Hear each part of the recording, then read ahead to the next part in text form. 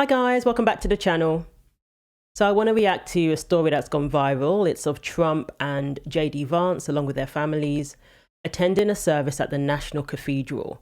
And this is a bishop who decided to politicize her sermon and basically preach at Trump from the pulpit. And from what I've seen, their reactions are pretty funny. They kept it together, but they had to sit there and listen to this nonsense where she's asking him to have mercy on the LGBT community, including trans kids. She's asking him to have mercy on illegal immigrants who cut our grass and pick our crops, apparently.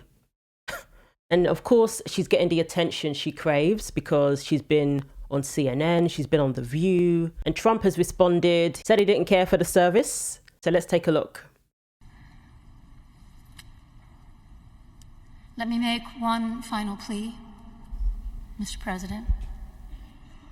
Millions have put their trust in you. And as you told the nation yesterday, you have felt the providential hand of a loving God. In the name of our God, I ask you. Which God? To have mercy upon the people in our country who are scared now. There are gay, lesbian, and transgender children in Democratic, Republican, and independent families, some who fear for their lives. And the people who pick our crops and clean our office buildings, who labor in poultry farms and meat. Okay. Before she goes into her condescending rant about illegal immigrants, did she just say that people in LGBT are in fear for their lives? Like, what? How did they come up with this stuff? What are you talking about? If we say that men can't compete in women's sports, that's not threatening anybody's life. If anything, it's saving women's lives. You think about certain sports, a woman's more likely to be injured permanently if she's in the ring, for example, with a man, in the boxing ring with a man. People die from boxing. So what are you talking about? Saying that we don't give puberty blockers to children who can't consent to such things is not endangering anybody's life. In fact, it's the opposite. Do these people speak to detransitioners? I doubt it. Do these women speak to Riley Gaines and Paula Scanlon and female athletes who were stuck in the locker room with a naked man? Of course they don't. She's only seeing her perspective, and she's using her position as bishop to berate the President of the United States and to elevate herself. And I don't know who she's representing. I don't know what Bible she's reading. But nowhere in the Bible is there trans kids. Jesus is all about protecting children. We hear stories like Lake and Riley. We hear stories of women who are out jogging, minding their own business, and somebody who shouldn't be in this country essays them and kills them. Sheriff Jeff Gaylor reflects on one of the most high-profile cases of his career, the rape and murder of mother of 5 Rachel Moren, 1 year after she was attacked along the Mon Pa Trail in Bel Air. Just because this one murder has been captured, it doesn't mean that we're safe in any of our daily lives anywhere in this country, and I think Rachel's case was the epitome of that. The suspect, Victor Martinez Hernandez, an undocumented migrant from El Salvador, entered the country illegally, crossing the U.S.-Mexico border multiple times in the months before Moren's murder. He's also accused of attacking a 9-year-old girl in Los Angeles. Police arrested him in Tulsa, Oklahoma, and sent him back to Maryland to face justice in a case that has become an issue in the presidential race. This suspect was able to move from one coast to the other, back to the middle of the country. He wanted to be here. Now I hope he stays here in our prison for the rest of his days. Gaylor walked the trail Sunday for a remembrance with Moren's mom. Patty Moren placed pictures of her daughter along her final path. She spoke to WJZ's Jessica Albert in an emotional interview following the arrest. It takes and shatters all the things that you had put up to kind of buffer yourself from the pain. And now you have to face the reality that she really is gone. And, you know, that we've lost her.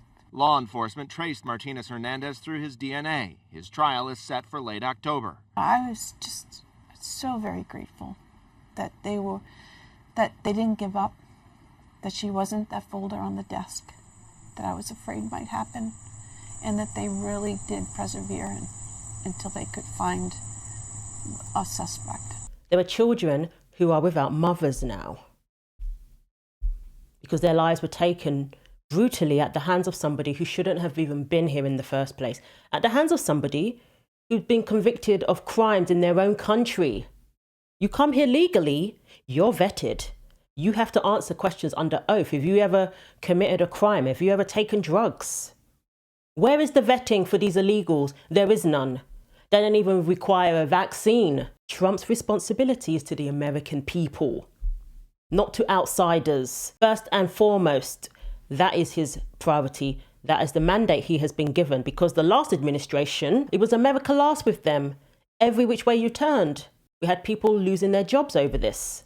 Plenty of poor and disenfranchised people here who are looking for the president to actually care and show some leadership for a change and put their needs first as citizens of this country. And the people who pick our crops and clean our office buildings, who labor in poultry farms and meatpacking plants, who wash the dishes after we eat in restaurants and work the night shifts in hospitals, they may not be citizens or have the proper documentation, but the vast majority of immigrants are not criminals. They pay taxes and are good neighbors. They are faithful members of our church. Oh, we need these immigrants for our menial labor. You know, who's going to clean my dishes? Who's going to make my coffee? We need these people. We need these servants, essentially, is what she's saying. And of course, she's doing that, as you're aware, she's doing the old thing of conflating illegal immigration with legal immigration, saying not all immigrants are criminals. Lots of them pay taxes. Yes, the legal immigrants pay taxes because they can work. Illegal immigrants do not pay taxes because they work illegally. Therefore, they are criminals because they're here breaking the law. I mean, if anything, she's showing that she's the one who looks down on illegals. And look at J.D. Vance's face. Trump is just, you know, his expression says it all. But he still doesn't really change his expression. J.D. Vance. I just would love to know what he was thinking during this. But I could tell he's not impressed. Melania's probably thinking, I wish I wore the hat today. Mosques, synagogues, wadara, and temples.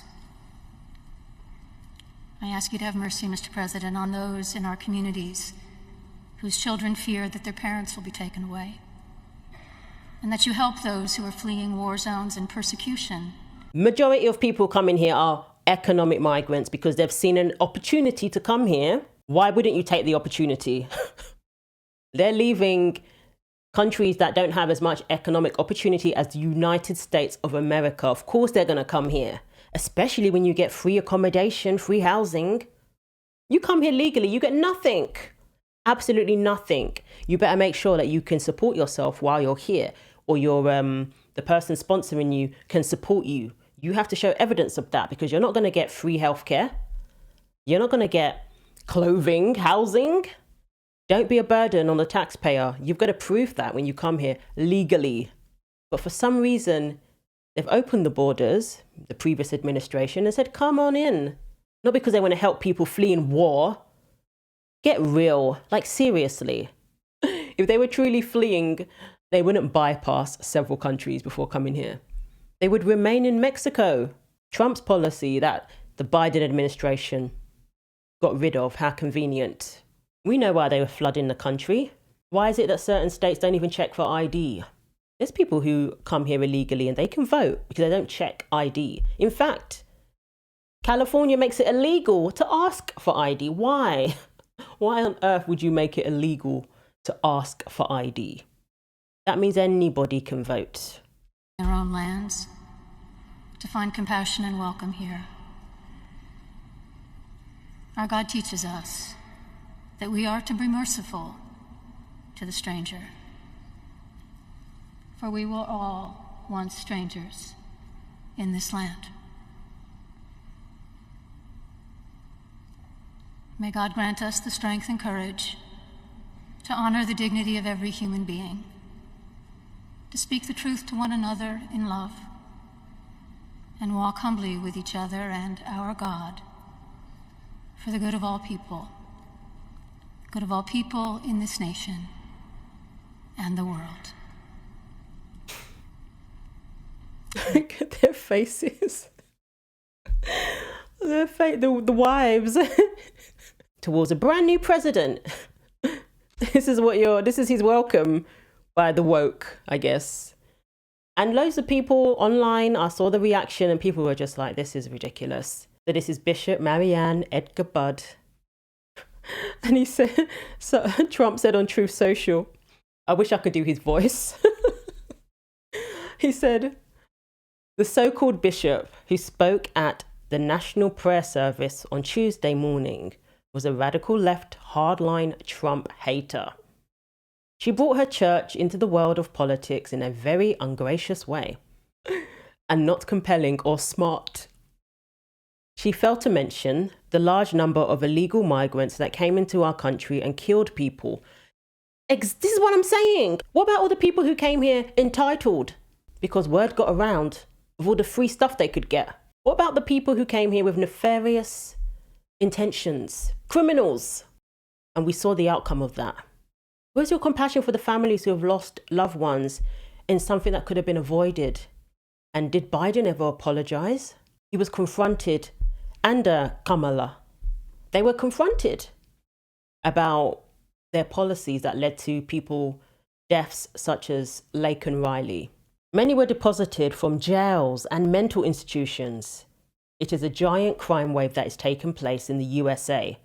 Apart from her inappropriate statements, the service was very boring and uninspiring one. Oh dear. She is not very good at her job. She and her church owe the public an apology. The day after the Protection of Women in Sports Act passed, the Democrats were back at the House voting for another bill. Did you know that the United States House of Representatives passed a bill in September 2024 titled the Violence Against Women by Illegal Aliens Act? The bill mandates the deportation of illegal aliens convicted of sex offenses or domestic violence. Significantly, all 158 votes against the bill were cast by Democrats, all of whom should be voted out of office on the basis of this one shameful vote alone. The Democrats failed to support that bill. So don't get on your high horse about the needs of everybody else while ignoring the urgent needs of the American people. That's Trump's job. What she is saying makes no sense. Were you looking at him in that moment? What kind of response were you perhaps hoping for in that moment? I was looking at the president because I was speaking directly to him. I was also, frankly, as you do in every sermon, speaking to everyone who was listening through that one-on-one conversation with the president, reminding us all that in the people that are frightened in our country, the two groups of people that I mentioned are our fellow human beings. It's so interesting how she's saying that people are scared or whatever. But Americans are pretty concerned and pretty scared. You hear about apartment complexes being taken over. You hear about crime through the roof. You hear about Tren de Aragua and gangs coming to this country. We have fentanyl crisis here, all of which have been enabled by open borders. So we've had trafficking enabled of people and of drugs. So Alyssa Farah Griffin, she did ask her whether her sentiment would have had more impact in a one-on-one setting with Trump and whether she had that opportunity. She says, I've never been invited for a one-on-one conversation with President Trump. I wonder why. I would welcome the opportunity. I have no idea how that would go. I can assure him and everyone listening that I would be as respectful as I would with any person, and certainly of his office, for which I have a great deal of respect. But the invitation would have to come from him. Well, you're not going to get that invitation. And you basically berated him publicly. So where's your respect? My responsibility that morning, yesterday morning, was to reflect, to pray with the nation for unity. And as I was pondering what what are the foundations of unity, I wanted to emphasize respecting the honor and dignity of every human being. This was supposed to be a prayer for unity, but she went up there and spoke for the few, not the majority. Why do they act like we have unlimited resources in this country? Unlimited funds to send to Ukraine, unlimited funds to pay for illegals and their housing and all of their needs. How does that work? So let me know what you think. Thanks for watching. Like, comment and subscribe. Take care of yourselves, and God willing, I will see you in the next video.